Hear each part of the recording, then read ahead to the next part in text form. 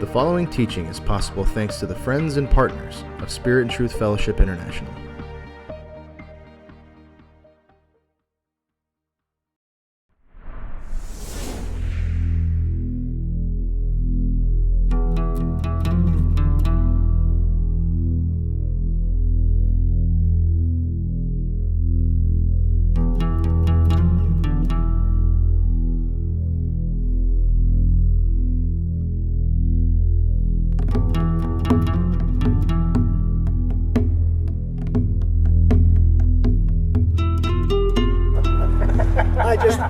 People say, well, John, you've seen this before. I mean, I love it. I am so into this.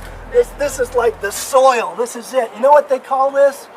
They call this the fifth gospel. The land. They call it the fifth gospel.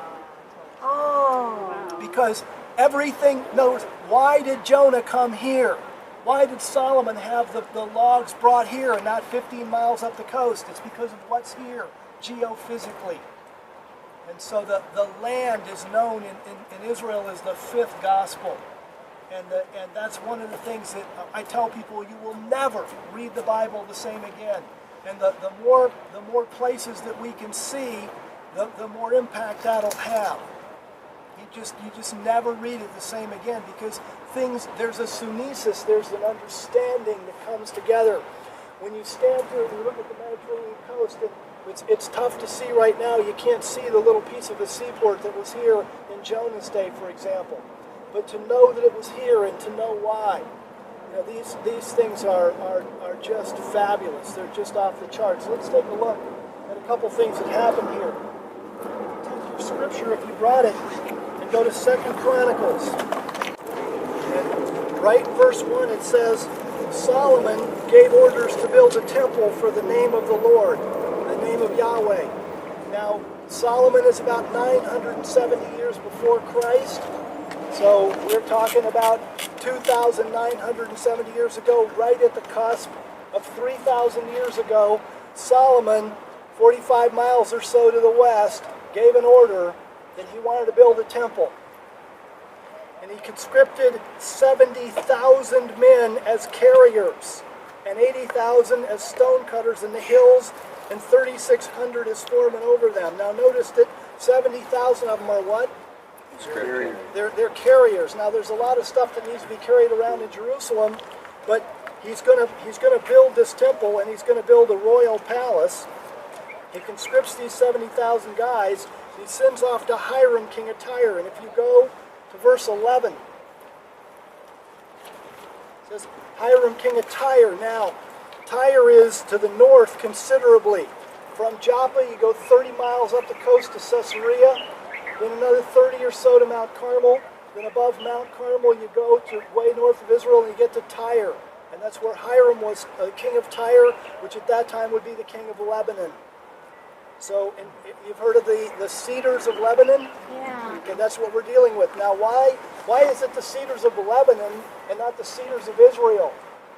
Because Lebanon is mountainous and cool, and the cedars won't grow here. In fact, we'll go to a place a little later called Nayot Kedumim, the biblical garden, and what they're trying to grow all the different plants of the Bible times. And they've been trying to get these cedars of Lebanon to grow, and they're little itty bitty things. They really need the mountains. So that the cedars, the powerful, the wonderful cedars come from Lebanon up the coast. So Hiram, king of Tyre, replied by letter to Solomon. And I love this. They had posts at those times. Now, the postal system of the Bible time was private. It was not a public postal system like we have. It was a private postal system. And if you had the money, you could hire somebody, or if you were the king, you had your servants that would deliver the mail. But there was a postal system, and it was private. So Hiram, king of Tyre, replied by letter to Solomon, because Yahweh loves his people. He has made you their king. I want to say something about, if you're looking at your scripture, you see the word Lord there is in all capitals. The Hebrew has a number of words that are translated Lord, and the word Yahweh has been always translated in all capitals. Now that is God's name. That's the name he gave. Sometime between the end of Malachi and the start of the New Testament, as best we can figure, a Jewish custom started that the name of the Lord was too holy to pronounce. And because that, they say Adonai. They look at the Hebrew text, which says Yahweh, but they verbalize Adonai. I think that's mishandling God, because Adonai was a word used of all gods. Any Lord could be Adonai. But Yahweh was God's specific name. If a prophet came down off the mountain and says, "Thus saith Adonai," the local populace might have been confused and thought he was talking about the local God. But if he says, "Thus saith Yahweh," everybody knows exactly who he's talking about. I'm making it part of my goal in my teaching ministry to kind of recapture the name of Yahweh. It's the name God gave. He didn't give it and say, "Don't pronounce it." That just simply became a custom. It became a custom because the Jews decided that if you spoke it, you might misuse it. That's the heart behind the custom. Well, that's a chance we have to take. If you speak, you might break Ephesians and say something derogatory. So you don't have to say anything for the rest of your life. There's a chance that we take when we speak, when we act. And I would like to recapture God's name for people. He uses it more than 6,000 times in the Bible. So he must not care if you use it. He must want you to use it.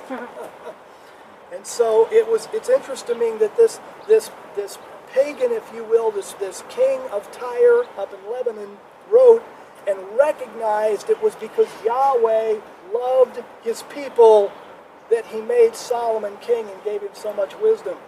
And Hiram added, "Praise be to Yahweh, the God of Israel, who made the heaven and earth.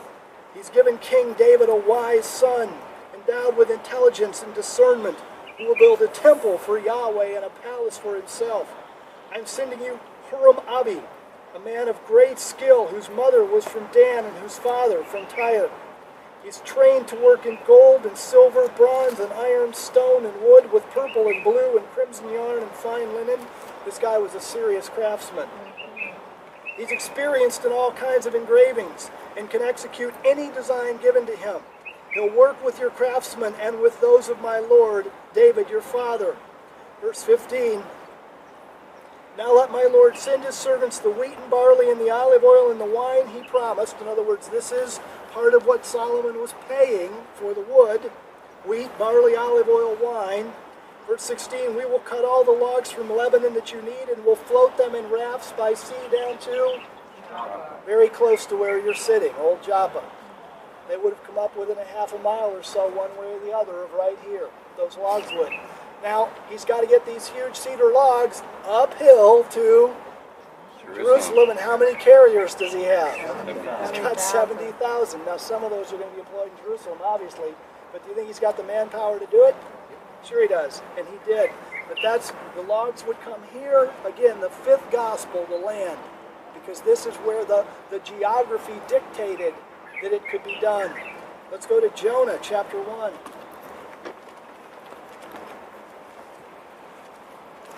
Ezekiel, Daniel, Hosea, Joel, Amos, Obadiah, Jonah.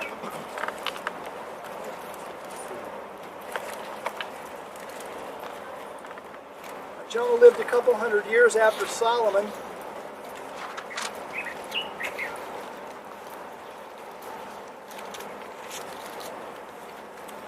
Jonah lived during the time of the Assyrian Empire. The Assyrians destroyed Israel in 722 BC. And Jonah was about 60 years before that, so he would have been in the 780s, something like that, BC. And in Jonah chapter 1, verse 1, the word of Yahweh came to Jonah, son of Amittai. "Go to the great city of Nineveh and preach against it, because its wickedness has come up before me." Now, this was an unusual word to Jonah, because he was being asked to go to preach to Nineveh, the great city. Well, Nineveh wasn't in Israel. Nineveh wasn't even close to Israel. Nineveh was the capital city of the country of Assyria. And without doing a full-blown teaching on that, Jonah realized that the prophecy of Ahijah that was given some 200 years before, that Israel would be carried away and scattered beyond the Euphrates, would be fulfilled very quickly if he did this. So Jonah decided to opt to see if he could save his country. So verse 3 it says, Jonah ran away from Yahweh and headed for Tarshish, which we know is southern Spain. He went down to Joppa, where he found a ship bound for that port, for Tarshish. After paying the fare, he went aboard and sailed for Tarshish to flee from the Lord. So Jonah came here. So if you were back about 780 BC, something like that, just kind of hanging around, you could have met him as he was getting on a boat. By the way, Jonah, where are you off to? Splitting the country, man. I'm getting out of here, heading west, right over the sea and gone. You can see the horizon line. Spain's a long way away, and that's where Jonah was headed. In New Testament times, we need to go to Acts chapter 9. And as I said on the bus, this is one of the problems with archaeology. All archaeology involves destruction. Because once you dig something up, guess what? It's dug. It's dug up. It's gone. So if you want to stop in the King's period, but you've got an archaeologist who wants to see the Canaanite period, you've got some choices. That's one of the reasons, by the way, in some of the bigger tells, you'll see cutaways like a cake, where they'll cut one section to one depth, then another, then another, then another. Or you'll see what we call trench digging, where they'll simply dig a trench, and they'll see all the different layers. Or you'll see square digging, where we'll do a square over here to a certain depth, and a square over here deeper, and a square over there. That's all in a desire to maintain some of the layering of the tell, as we call it. By the way, the word tell, T-E-L, is a word that means heap. That's really what it means. And when a site has been rebuilt on over and over again, it's called a tell. In verse 32 of Acts chapter 9, as Peter traveled about the country, I love that. You know, Peter just didn't sit in Jerusalem. He was interested in the people, and if you're interested in the people and you have a ministry, you've got to make face-to-face contact. And Peter knew it. So he's traveling about the country. He went to visit the saints under the airport. He went to visit the saints in Lydda. That's where we were. There he found a man named Aeneas, a paralytic who'd been bedridden for 8 years.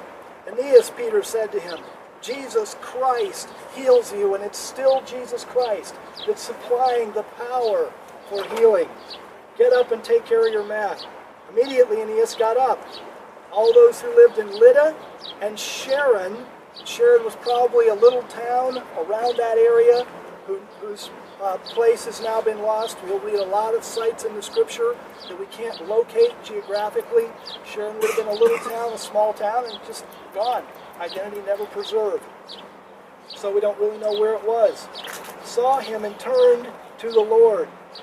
And now Peter now is in Lydda, up where the airport is. Meanwhile, verse 36, right here in Joppa, there was a disciple named Tabitha, which when translated as Dorcas, who was always doing good and helping the poor.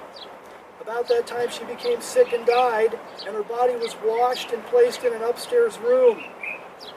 Lydda was near Joppa. Now, how near would it be for you if you had to walk it? One of the things that you learn about those people in the biblical times is they didn't mind a good walk.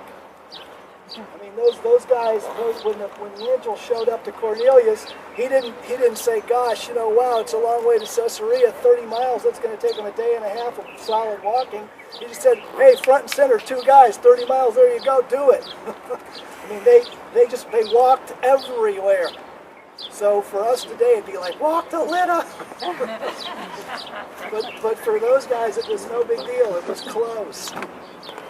So they could probably easily do it in a day, easily. So the disciples heard that Peter was in Lydda, and I love that they heard. Did they hear by telephone? No, see, they're picking up there was so much word of mouth. There was fellowship between the disciples everywhere they went. The Christians knew each other and loved each other. They were under persecution. They were under stress. So the disciples knew each other and they knew about each other. And whenever they would travel around, they would pass word about what's going on. The church is growing, or this is happening, or whatever. Somebody apparently had just come down to Joppa just at exactly the right time. He said, by the way, do you know Peter's just up the road in Lydda? And they're like, no kidding, wow. And they just had Tabitha die. So when the disciples heard that Peter was in Lydda, they sent 2 men to him and urged him, please come at once, because she's dead. And it gets pretty hot, and the body's not going to stay around too long. Please come at once. And I love this, verse 39. Peter went with them. There's not even a dialogue about what he said. He just went. You see a need, you go. That's part of what being a Christian is. You see a need, you move on it. Please come at once. Peter went with him. When he arrived, he was taken upstairs to the room. All the widows stood around him, crying and showing him the robes and other clothing that Dorcas had made while she was still with them. Peter sent them all out of the room. I love it. Now, Jesus Christ also sent unbelievers out of the room, but who did he bring into the room? Yeah, Peter, James, and John. And it's interesting that really by our faith, we include ourselves or exclude ourselves. God doesn't make that choice. You do. Do you want to be in the room? See, that's many times that's your call by your faith. You want to sit around and I'm just going to sit. I'd like to see a miracle. I think it would be cool. I've never seen one. You're out of here. That's not going to keep you in the room. But he arrived. He was taken upstairs to the room. The widows are standing around. Put them all out. He got down on his knees and he prayed, turning toward the dead woman.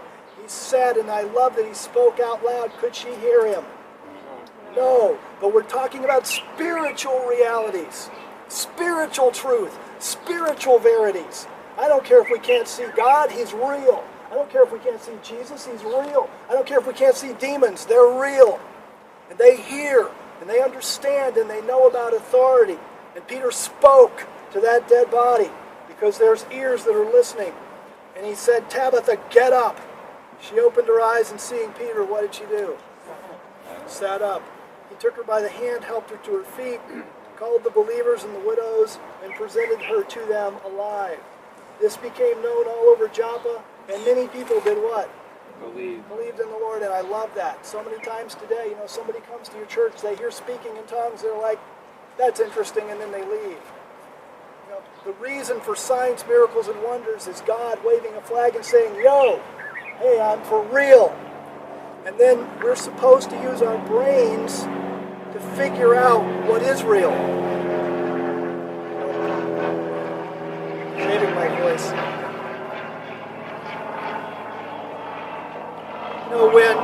When Jesus Christ was with the 2 men on the road to Aeneas, and they said, oh, we'd hoped he was the Messiah, and yada, yada, yada. And he said, fools and slow of heart to believe. Because God created us with a brain that draws conclusions. And He expects us to use that brain to draw conclusions that will vote for Him. And I think it's fabulous that when Dorcas, Tabitha, was raised from the dead, it saw all, what did it say? Many people believed in the Lord just from hearing about that. Because that's the logical conclusion to draw. They weren't fools and they weren't slow of heart. They were like, wow, this guy raised the dead and he said Jesus did it? Okay, cool. I believe in Him too. And that's what we want to do. We want to be bold witnesses. But you're sitting within a couple miles of where that occurred.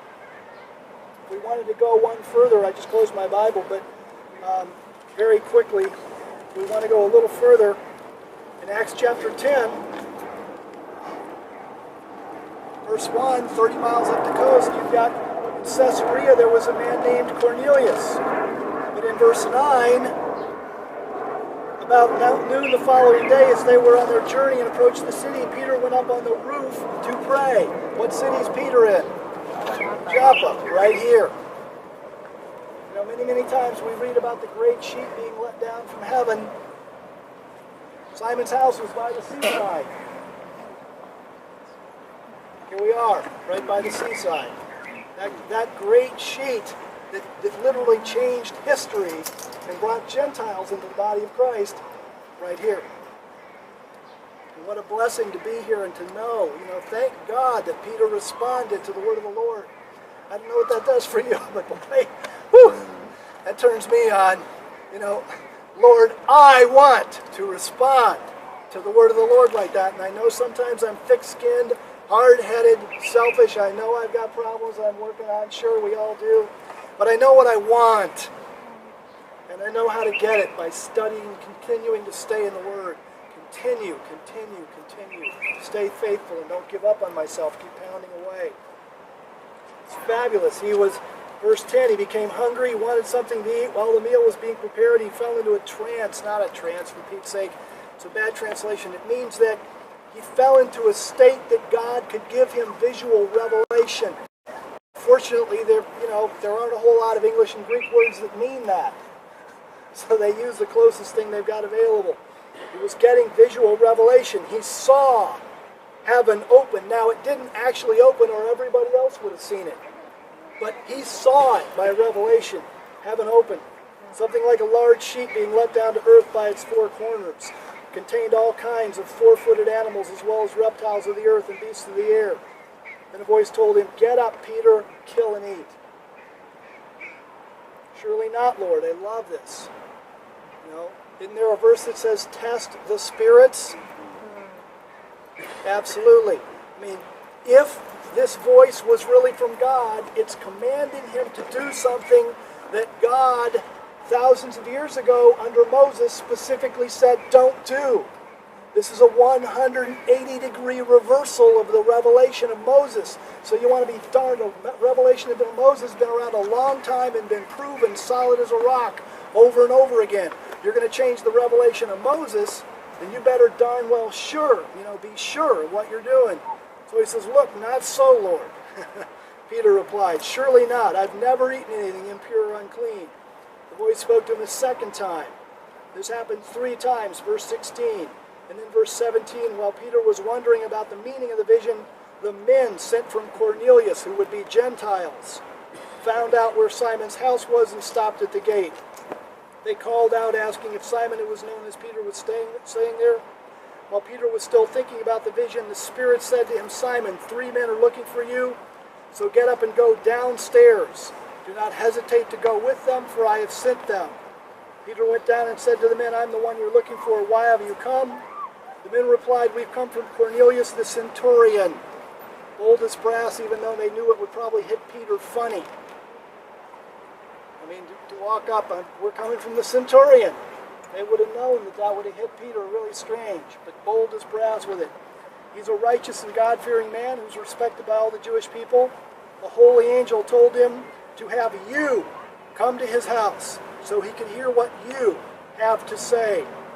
Then Peter invited the men into the house to be his guests. That's very powerful. And the day before that wouldn't happen. He wouldn't have had him into his house, and he wouldn't have had him as his guests. The revelation changes things. It needs to change things in us too. Well, you guys have been a great audience. I hope you enjoy being here at the place of the 5th gospel. Woo! I love this place. Yeah. Thanks.